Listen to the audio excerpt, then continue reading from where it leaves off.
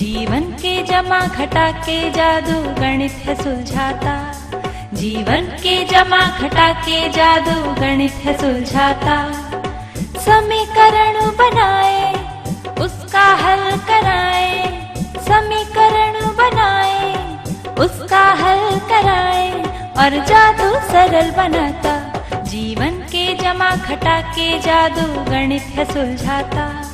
जीवन के जमा घटा के जादू गणित है सुलझाता।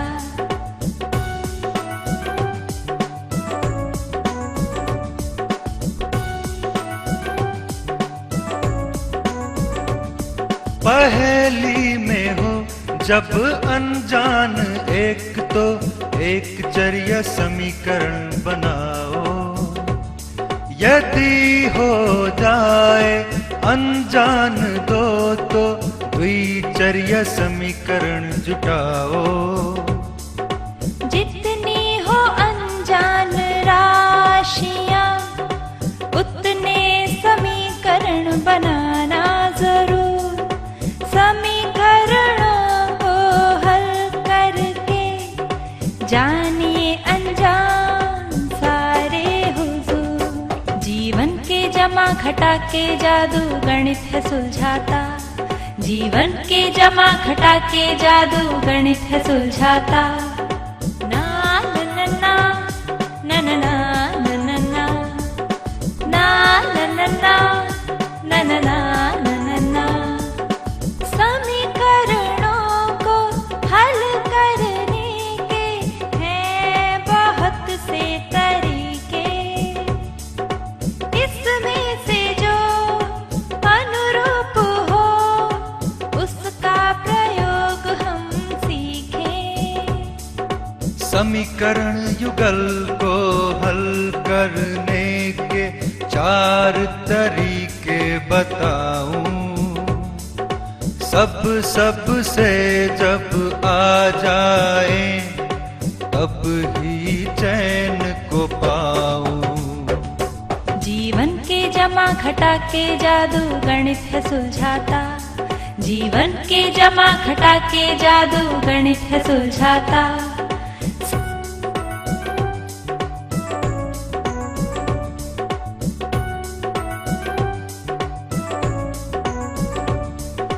पहली विधि जो हल करने की विस्थापन से विलोपन करते। इस विधि में मान एक चर का दूसरे के रूप में रखते।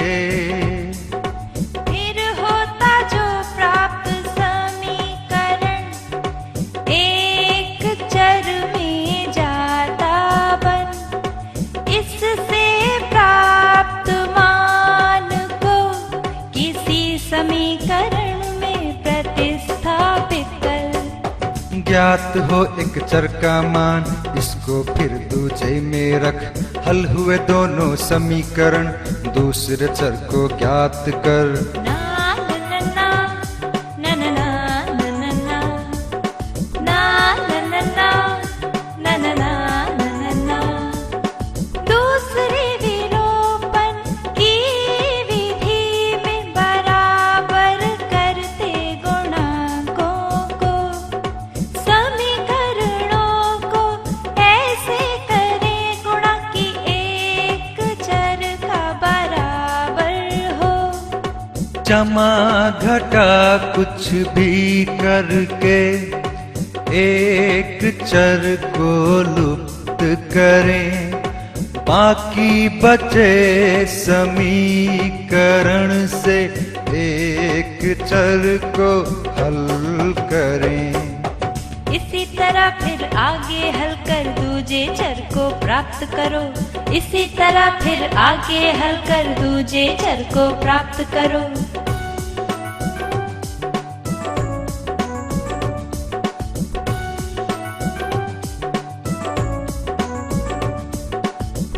तीसरी हल करने की विधि में वज्र गुणन फल होता। गुणांकों की युक्ति बनाकर चर का मान निकलता। समीकरणों को हल करने का एक और उपाय, दोनों समीकरणों का आलेख जब आपसे बन जाए, फिर उन आलेखों का देखो प्रतिच्छेदन बिंदु, बड़ बिंदु के निर्देशांक समीकरण हल कर तू। फिर उन आलेखों का देखो प्रतिच्छेदन बिंदु, बड़ बिंदु के निर्देशांक समीकरण हल कर। क्या तुम्हें पता है इस स्कूल में कितने कमरे हैं? हाँ पता है, क्या तुम्हें नहीं पता? नहीं, परंतु मैं फिर भी तुम्हें कमरों की संख्या बता सकती हूँ। वो कैसे? तुम इस स्कूल में कमरों की संख्या को दुगना कर लो। कर लिया। अब इसमें 5 जोड़कर प्राप्त संख्या मुझे बताओ। उत्तर आया 25। अब मैं तुम्हें जादू से बताती हूँ कि तुम्हारे इस स्कूल में 10 कमरे हैं। तुम्हें कैसे पता लगा? ये तो मुझे भी पता है कि तुम्हें कोई जादू वादू नहीं आता। अरे यार, मैंने इसे समीकरण बनाकर प्राप्त किया। ये समीकरण क्या होता है? यह एक प्रकार का गणितीय कथन होता है जिसमें किसी कथन को गणित की भाषा में लिखा जाता है। गणित की भाषा में? हाँ, समीकरण में 2 पक्ष होते हैं और इन दोनों पक्षों को इस प्रकार लिखा जाता है कि दोनों पक्षों की राशियां मात्रिक रूप से बराबर हो। इसका क्या मतलब होता है? अरे, इसी बात को दूसरे रूप में भी कहा जा सकता है। वो कैसे? समीकरण एक ऐसी समीका या समता को कहते हैं जिसमें एक या अधिक चर तथा अचर राशियों का संयोग हो। समता का अर्थ समानता से है, अर्थात समीकरण में 2 पक्ष होते हैं तथा दोनों पक्ष बराबर होते हैं। बायां पक्ष बराबर दायां पक्ष। ये चर तथा अचर राशियां क्या होती हैं? राशियां या संख्याएं 2 प्रकार की होती हैं। पहला, चर संख्या। जिन संख्याओं का मान परिस्थिति के अनुसार बदलता रहता है उन्हें चर संख्या या चरांक कहते हैं। इन्हें अंग्रेजी के अक्षर P, Q, R, X, Y, Z इत्यादि से दर्शाया जाता है और स्थिति के अनुसार इनका मान ले लिया जाता है या ज्ञात किया जाता है। दूसरा, अचर संख्या।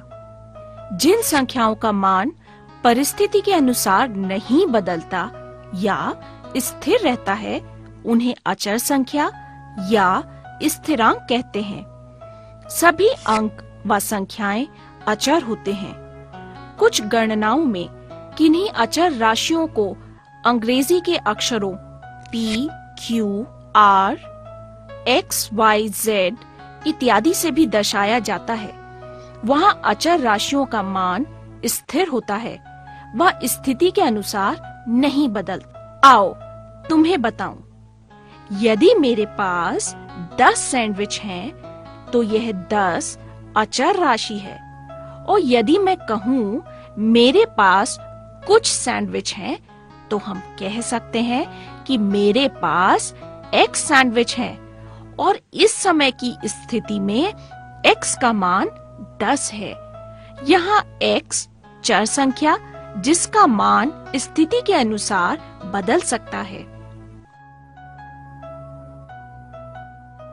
ऐसी समस्याएं जिसमें कुछ दी गई शर्तों के अनुसार कोई अज्ञात राशि ज्ञात करनी हो, तो उसे समीकरण बनाकर तथा समीकरण को हल करके ज्ञात कर सकते हैं। समीकरण को बनाने के लिए अज्ञात संख्या को चर x, y, z इत्यादि में से मानकर उस कथन को दी गई शर्तों के अनुसार गणितीय कथन में परिवर्तित कर लेते हैं।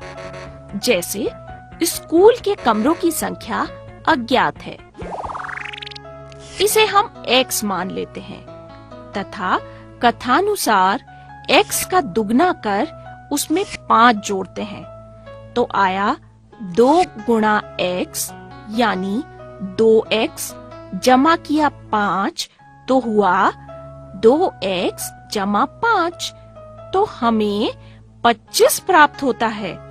अर्थात कथन हुआ 2x जमा 5 बराबर है 25। 2x जमा 5 बराबर 25। इसे गणितीय समीकरण कहते हैं। यहाँ आपको एक बात विशेष रूप से बता दें कि जब भी किसी चर राशि को अचर से गुणा करते हैं तो जिस राशि से चर को गुणा किया जाता है वह गुणांक कहलाती है। जैसे यहाँ चर x का गुणांक 2 है। अच्छा, अब समझा। आपने मेरे स्कूल के कमरों की संख्या भी समीकरण से ही ज्ञात की थी। हाँ, उसके लिए इस समीकरण का हल करना पड़ता है। इस समीकरण को हल कैसे करेंगे? देखो, हल करने से पहले हमें यह पता होना चाहिए कि यह समीकरण किस प्रकार का है। अर्थात एक अज्ञात राशि को ज्ञात करने के लिए एक चर वाले रैखिक समीकरण की आवश्यकता होती है। इन्हें रैखिक समीकरण इसलिए कहते हैं क्योंकि इन रैखिक समीकरणों का आलेख यानी ग्राफ बनाने पर हमें एक सरल रेखा प्राप्त होती है। एक चर वाले रैखिक समीकरण को हल करते समय निम्न बातों का ध्यान रखा जाता है। समान अंक को दोनों पक्षों में जोड़ने पर समीकरण अपरिवर्तित रहता है। 2x जमा 5 बराबर 25 जमा 5 व 2x जमा 5 बराबर 25 दोनों तुल्य समीकरण हैं। समान अंकों को दो पक्षों में से घटाने पर समीकरण अपरिवर्तित रहता है। 2x जमा 5 घटा 5 बराबर 25 घटा 5 या 2x जमा 5 बराबर 25 दोनों तुल्य समीकरण हैं। समान अंक से दोनों पक्षों को गुणा करने पर समीकरण अपरिवर्तित रहता है। जैसे ब्रैकेट शुरू 2x जमा 5 ब्रैकेट बंद गुणा 5 बराबर 25 गुणा 5 व 2x जमा 5 बराबर 25 दोनों तुल्य समीकरण हैं। समान अंक से दोनों पक्षों को भाग करने पर समीकरण अपरिवर्तित रहता है। जैसे ब्रैकेट शुरू 2x जमा 5 ब्रैकेट बंद भाग 5 बराबर 25 भाग 5 व 2x जमा 5 बटा 5 बराबर 25 बटा 5 व 2x जमा 5 बराबर 25 तुल्य समीकरण है। रैखिक समीकरण को हल करने के लिए कुछ पदों या संख्याओं का पक्ष बदलना पड़ता है। किसी संख्या को बाएं पक्ष से दाएं पक्ष में या दाएं पक्ष से बाएं पक्ष में ले जाने पर संख्या का चिन्ह यानी संख्या पर हो रही सक्रिय निम्न नियम से परिवर्तित होता है। पहला, जमा चिन्ह वाली संख्या परिवर्तित हो जाती है घटा चिन्ह में। दूसरा, घटा चिन्ह वाली संख्या परिवर्तित हो जाती है जमा चिन्ह में। तीसरा, गुणा चिन्ह वाली संख्या परिवर्तित हो जाती है भाग चिन्ह में। चौथा, भाग चिन्ह वाली संख्या परिवर्तित हो जाती है गुणा चिन्ह में। अर्थात किसी पद या संख्या को एक पक्ष से दूसरे पक्ष में संक्रिया बदलकर सीधे लिखना पक्षांतरण या स्थापन करना कहलाता है। जैसे 2x जमा 5 बराबर 25। जमा 5 का पक्षांतरण करने पर घटा 5 में परिवर्तित हो जाती है, तो आया 2x बराबर 25 घटा 5, यानी 2x बराबर है 20। गुणा 2 का पक्षांतरण करने पर भाग 2 में परिवर्तित हो जाती है, तो आया x बराबर 20 भाग 2 या 20 बटा 2, यानी x बराबर 10। समझ गए तुम? हाँ, अब तो मुझे भी समीकरण बनाना व हल करना आ गया। पूछो पूछो, अब कुछ भी पूछो।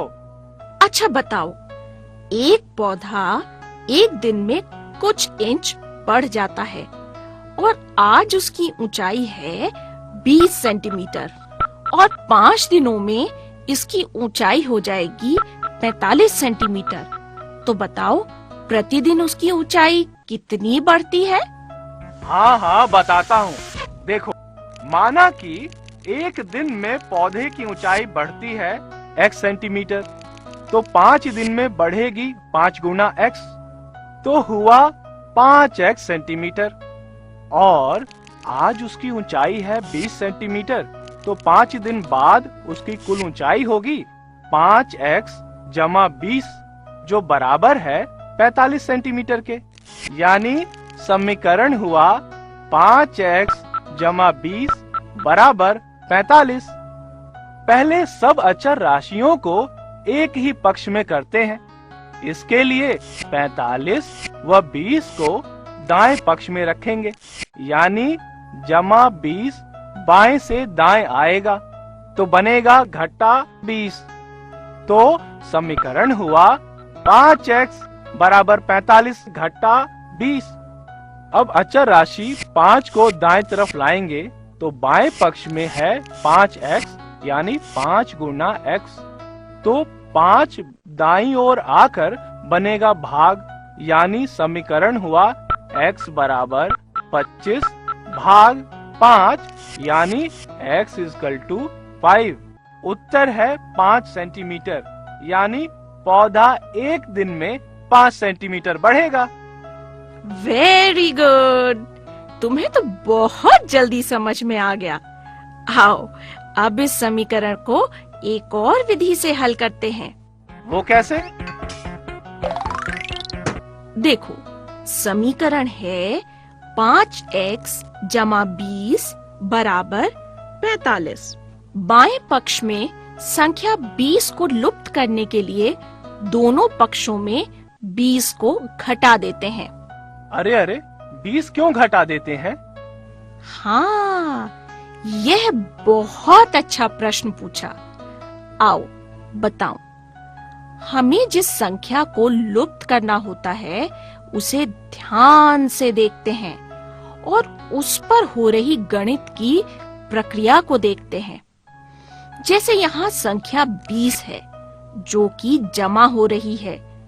इसे लुप्त करने के लिए उसी संख्या पर हो रही प्रक्रिया को उल्टा करके लिखते हैं, इसीलिए हमने घटा 20 किया। तो आया 5x जमा 20 घटा 20, जो बराबर है 45 घटा 20। तो आया 5x बराबर 25।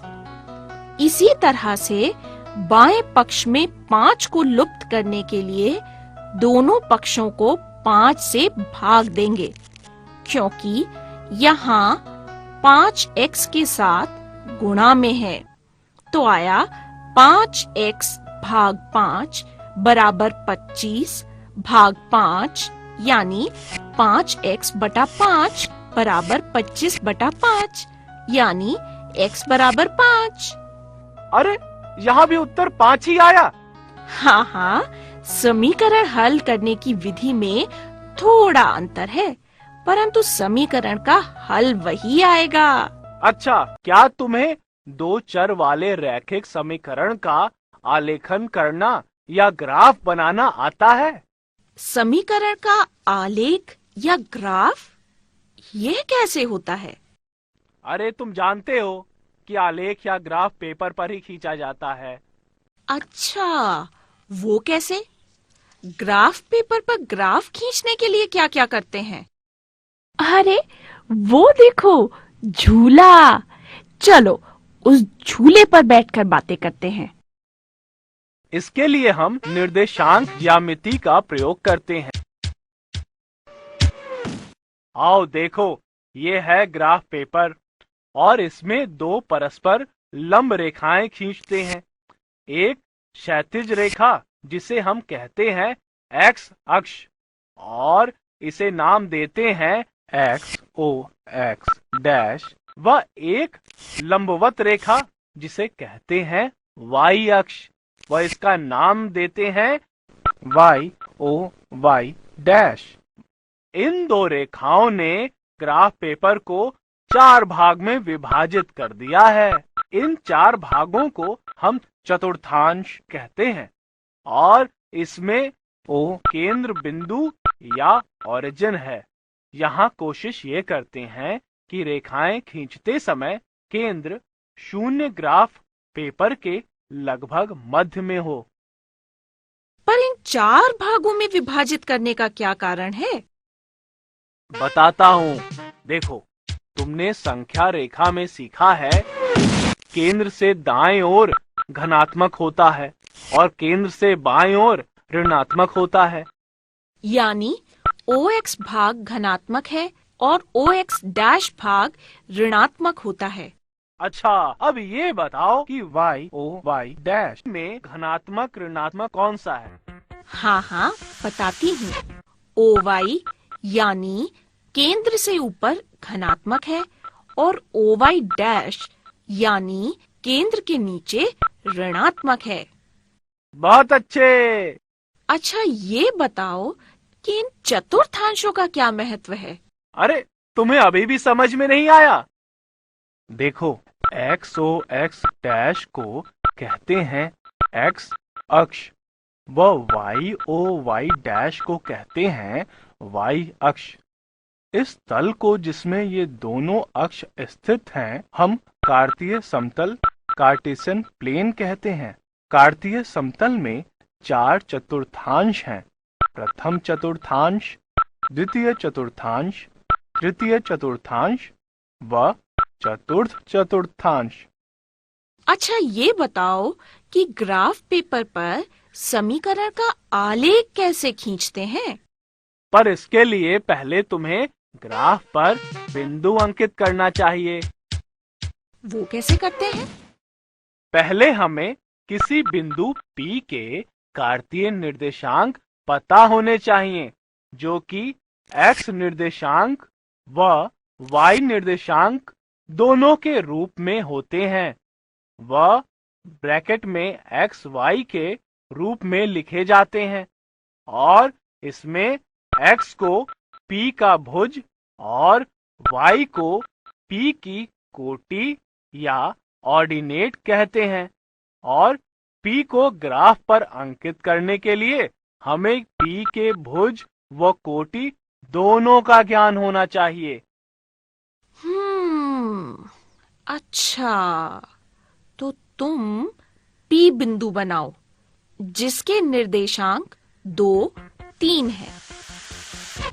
अच्छा, इसके लिए ग्राफ पर x अक्ष में धनात्मक दिशा यानी OX की तरफ 2 खंड या वर्ग चलेंगे और यहाँ निशान A लगाएंगे।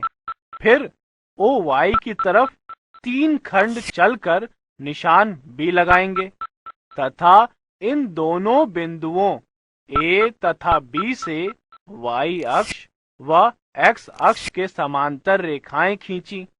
और जहां पर दोनों रेखाएं मिलेंगी वह बिंदु P है, जिसके निर्देशांक ब्रैकेट में 2 और 3 हैं। अच्छा, ये बताओ कि यह बिंदु तो प्रथम चतुर्थांश में है, तो क्या कोई भी बिंदु आलेखित करेंगे तो प्रथम चतुर्थांश में आएगा? अरे नहीं, ऐसा नहीं है।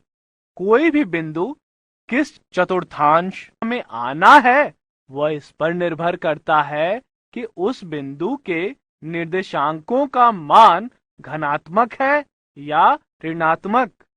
अच्छा, फिर बताओ तो कि कौन से चतुर्थांश में कौन कौन से भुज व कोटि आते हैं? देखो बताता हूँ। क्या तुम ये बिंदु क्यों देख रहे हो? हाँ, पर ये दूसरे चतुर्थांश में क्यों है? हाँ, देखो, इसके निर्देशांक देखो। इस बिंदु Q में x निर्देशांक है -3 व y का निर्देशांक है -3, इसलिए दूसरे चतुर्थांश में है। आओ तुम्हें एक और बिंदु R दिखाते हैं और यह तीसरे चतुर्थांश में है। क्या तुम इसके निर्देशांक बता सकते हो? हाँ, इसका x निर्देशांक है -4 व y निर्देशांक है -5। तो अब समझी। अब जो बिंदु चौथे चतुर्थांश में आएगा उसके निर्देशांकों में x जमा का होगा और y घटा का होगा। बिंदु S के निर्देशांक होंगे x निर्देशांक 4 व y निर्देशांक -5।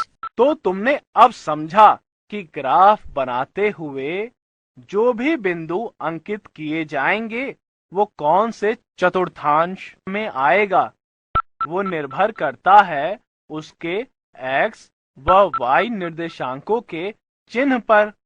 देखो, प्रथम चतुर्थांश तो तुमने देख ही लिया है।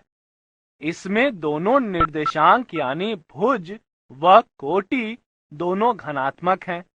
दूसरे चतुर्थांश में भुज ऋणात्मक या x में घटा का चिन्ह है व कोटि धनात्मक है यानी y में जमा का चिन्ह है। तृतीय चतुर्थांश में भुज व कोटि दोनों ऋणात्मक हैं यानी x व y दोनों में घटा का चिन्ह है। और चौथे चतुर्थांश भुज धनात्मक और कोटि ऋणात्मक है यानी x में जमा का चिन्ह है और y में घटा का चिन्ह है। आया समझ में? हाँ, आ गया। पर समीकरण का आलेख खींचना तो बताओ। अच्छा, इसको बताने से पहले तुम्हें कुछ विशेष बातों की पुनरावृत्ति करनी होगी। वो क्या? एक चर वाले रैखिक समीकरण को किस रूप में लिखते हैं? अरे बहुत आसान है। ax जमा b बराबर है c के रूप में। तो ये बात ठीक है। अच्छा, अब दो चर वाले समीकरण किस रूप में लिखा जाता है बताओ? बताती हूँ। दो चर वाला समीकरण लिखेंगे ax जमा by जमा c बराबर है 0। बिल्कुल ठीक। आओ तुम्हें बताऊं कि इस दो चर वाले समीकरण में एक विशेष बात होती है कि a और b दोनों के दोनों 0 न हो। अच्छा, तो ये बात है। पर यदि दोनों में से एक भी 0 हो तो क्या होगा? देखो, यदि a 0 होगा तो हमारा दो चर वाला समीकरण कैसा होगा? देखो, x को 0 से गुणा किया तो आया 0 और समीकरण बन गया by जमा c बराबर 0। अरे, ये तो एक चर वाला समीकरण है जिसमें चर y है। हाँ, इसी तरह यदि b शून्य है तो हमारा दो चर वाला समीकरण बनेगा एक चर वाला समीकरण जिसका चर x है। हाँ हाँ, यह तो आप पहले भी बता चुके हैं। इसका यहाँ क्या महत्व है? चलो अब समीकरण का ग्राफ बनाते हैं। पर इससे पहले क्या तुम्हें एक बात मालूम है? किसी भी दो चर वाले समीकरण के कई हल हो सकते हैं। किसी भी दो चर वाले समीकरण का एक अद्वितीय हल नहीं होता है, इसके अनेक हल होते हैं। हाँ हाँ, ये तो आप पहले भी बता चुके हैं। इसका यहाँ क्या महत्व है? अरे, समीकरण का ग्राफ खींचने के लिए तो ये सबसे महत्वपूर्ण है। समीकरण का ग्राफ खींचने के लिए हमें समीकरण के दो से अधिक हल जानने की आवश्यकता होती है। अच्छा बताओ, किस समीकरण का ग्राफ खींचना है?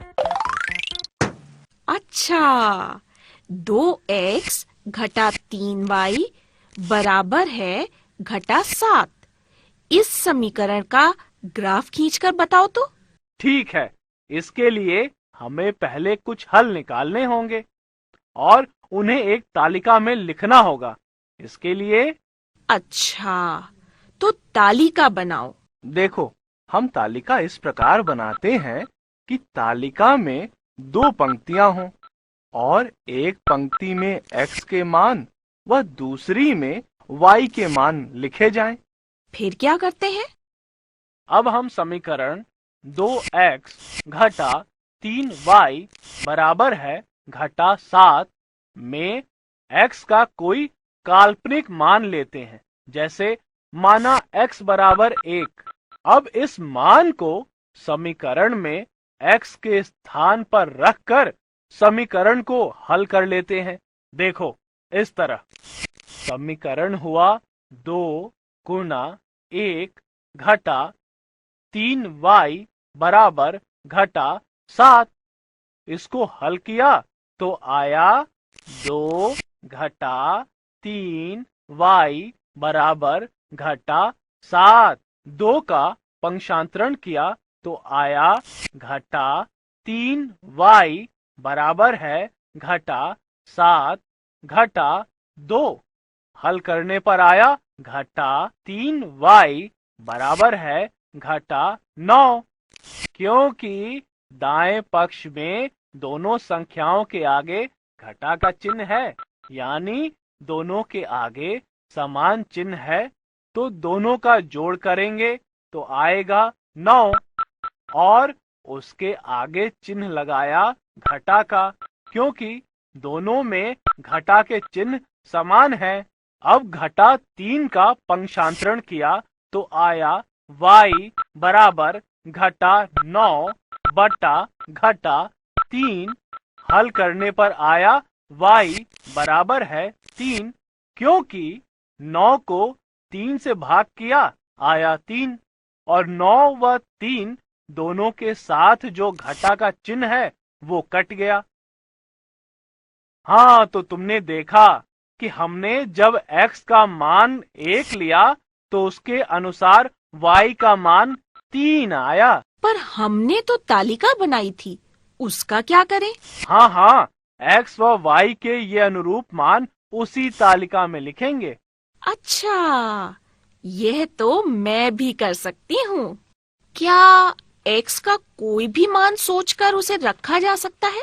हाँ, मान तो कोई भी सोच कर रखा जा सकता है, परंतु सामान्यतः x या y का छोटे मान जैसे 0, 1, 2, 3, 4 ही लेना सुविधाजनक होता है। अरे 0? क्या यह भी ले सकते हैं? हाँ, किसी भी निर्देशांक का 0 मान तो इसलिए ठीक होता है कि उससे समीकरण का रेखीय आलेख खींचने में सुविधा होती है। तो करो फिर। क्या x का मान हम घटा में ले सकते हैं? क्यों नहीं, ले लो और फिर उसी से y का मान निकालें। अच्छा, तो x का मान लेते हैं घटा 2 और फिर इसको प्रतिस्थापित करेंगे समीकरण में। पर उससे पहले इसे तालिका में लिखो। तो हमारा समीकरण है 2x घटा 3y बराबर है घटा 7 के। इसमें x का मान है घटा 2, तो इस मान को रखा समीकरण में। तो समीकरण बना ब्रैकेट में 2 गुणा घटा 2 ब्रैकेट बंद घटा 3y बराबर है घटा 7। समीकरण को हल करने पर आया घटा 4 घटा 3y बराबर है घटा 7 के। घटा 4 का पक्षांतरण करने पर आया घटा 3y बराबर है घटा 7 जमा 4। हल करने पर आया घटा 3y बराबर है घटा 3। घटा 3 का पक्षांतरण करने पर आया y बराबर है घटा 3 बटा घटा 3। इसको हल करने पर आया y बराबर है 1। तो अब ऐसा करो, y के इस मान को भी तालिका में लिख लो। अब क्या करें? अच्छा, ऐसा है, हमारे पास x और y के दो दो मान तो आ गए हैं। इसी प्रकार हम x का एक और मान रखकर उसके अनुरूप y का मान निकाल लेते हैं। अच्छा, ऐसा ही करते हैं।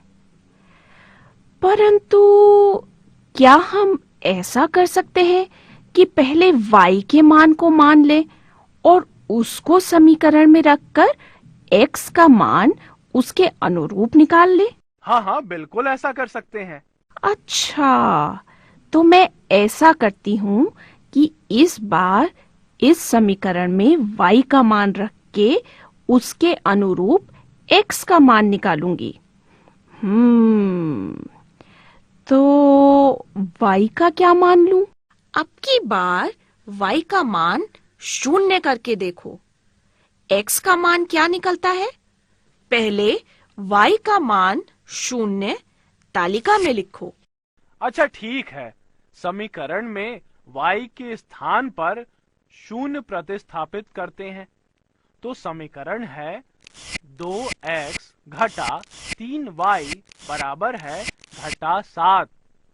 y के स्थान पर रखा 0, तो समीकरण बना 2x घटा 3 गुना 0 बराबर है घटा 7। इसको हल करने पर आया 2x घटा 0 बराबर है घटा 7। इसको हल किया तो आया 2x बराबर है घटा 7। 2 का पक्षांतरण करने पर आया x बराबर है घटा 7 बटा 2, यानी x का मान हुआ घटा 3 पूर्णांक 1 बटा 2। दशमलव में इस मान को बदलने पर x का मान आया घटा 3.5। इसको भी तालिका में लिख लेता हूँ। तो अब हमारे पास तालिका के अनुसार x y के 3 युगल आ गए हैं। 1 3 घटा 2 1 व घटा 3.5 0। पर इन 3 युगल मानों का अब क्या करेंगे? इन युगलों से हम ग्राफ में उनके अनुरूप बिंदु अंकित करेंगे। अच्छा, तो ग्राफ में अंकित करो। तो देखो, ये है ग्राफ पेपर और इस ग्राफ में पहले दोनों अक्ष खींचते हैं और इसमें केंद्र बिंदु को O लिखा है। अब क्या करेंगे? अब जो x y के 3 युगल हमें प्राप्त हुए हैं उनको हम ग्राफ पर अंकित करेंगे। तो तालिका में से पहले बिंदु के x और y के मान निर्देशांक देखते हैं। तो पहले बिंदु के निर्देशांक हैं 1 3। पहले हम 1 3 बिंदु को अंकित करेंगे। इसमें x निर्देशांक है 1। तो x अक्ष पर केंद्र से दाईं ओर एक वर्ग चलेंगे। y निर्देशांक है 3, तो y अक्ष पर केंद्र से ऊपर की ओर 3 वर्ग चलेंगे और ग्राफ पर बिंदु A अंकित करेंगे। तो अब दूसरा बिंदु अंकित करेंगे। हाँ हाँ करेंगे। क्या तुम कर सकते हो? हाँ हाँ, कर सकती हूँ। दूसरा युगल है -2 1। तो हम क्या करेंगे? पहले x अक्ष पर 2 वर्ग चलेंगे, पर यहाँ तो 2 घटा में है, तो हम x अक्ष में किस तरफ चलेंगे? हाँ हाँ, तुमने पहले ही बताया था कि x अक्ष में केंद्र से दाईं ओर चलने में धनात्मक होता है और केंद्र से बाईं ओर चलने में ऋणात्मक होता है। यहाँ पर x ऋणात्मक इसलिए यहाँ पर x अक्ष में केंद्र से बाईं ओर 2 वर्ग चलने पर -2 अंकित करेंगे और y का निर्देशांक है 1, तो y अक्ष पर ऊपर की ओर 1 वर्ग चलेंगे तो बिंदु B अंकित करेंगे जिसके निर्देशांक -2 1 हैं। अरे ये बिंदु B तो दूसरे चतुर्थांश में है। हाँ हाँ, याद आया।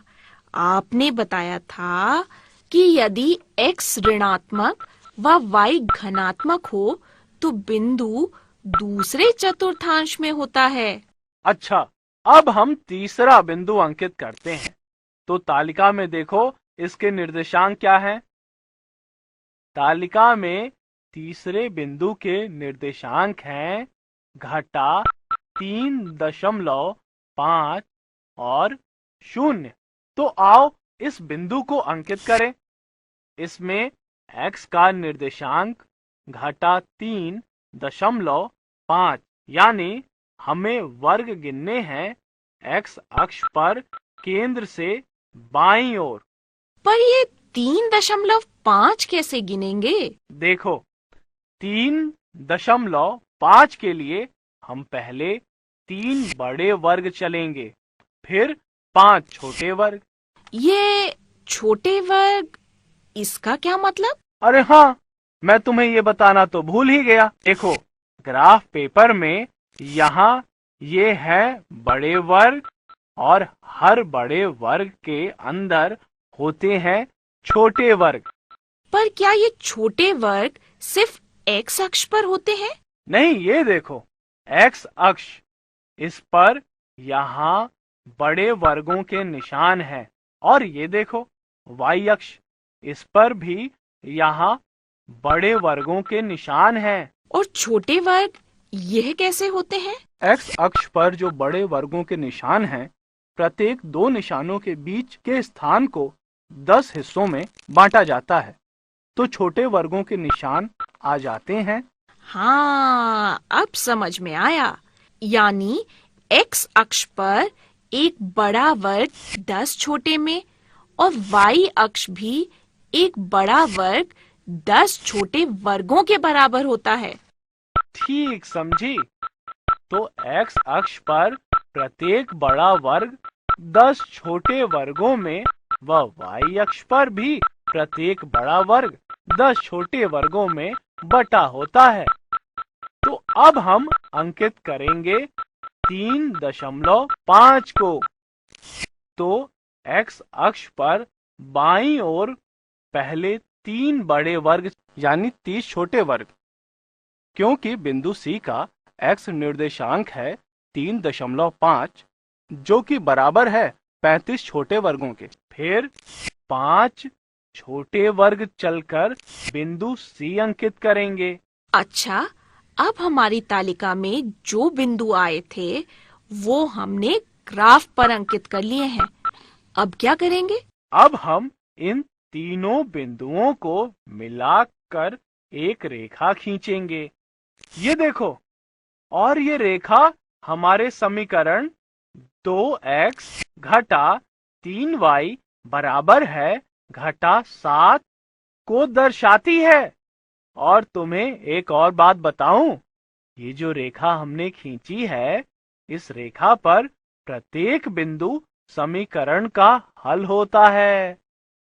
अरे अरे अरे, पर रुको जरा, मैं ये सोच रही थी कि हमने पहली कक्षा में पढ़ा था कि किन्हीं दो बिंदुओं से एक रेखा खींची जा सकती है, तो हमने यहाँ एक रेखा को खींचने के लिए 3 बिंदु क्यों लिए?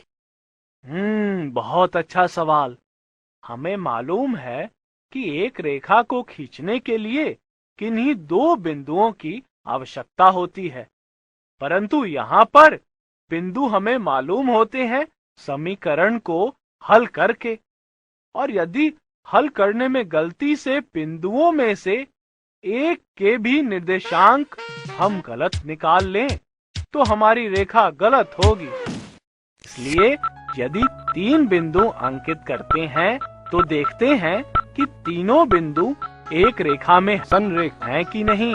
यदि वह संरेख नहीं है तो हमें पता चल जाता है कि हमने समीकरण हल करने में, बिंदु निकालने में गलती की है और हम फिर उस गलती को सुधार सकते हैं। तो ये हुआ समीकरण 2x घटा 3y बराबर घटा 7 का आलेखन। अच्छा, हमने 2 चर वाले रैखिक समीकरण का आलेखन करना तो सीख लिया,